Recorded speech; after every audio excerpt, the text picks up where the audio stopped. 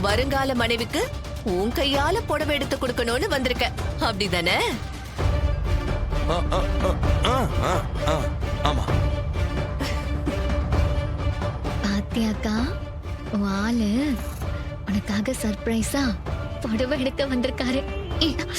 சும்மா ரெடி. விஷால், அந்த புடவைய கொடு.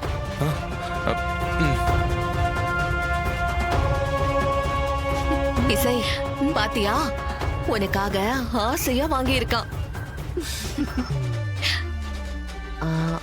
மொத்தமா சேர்த்து பில் போட்டுருங்க. ஓகே மேடம், கொடுங்க.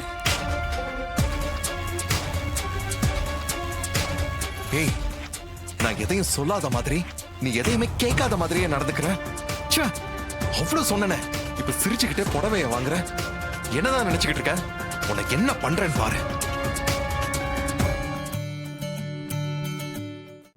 இன்றே டவுன்லோட் செய்து உங்கள் ஃபேவரட் ஷோக்களை என்ஜாய் பண்ணுங்க.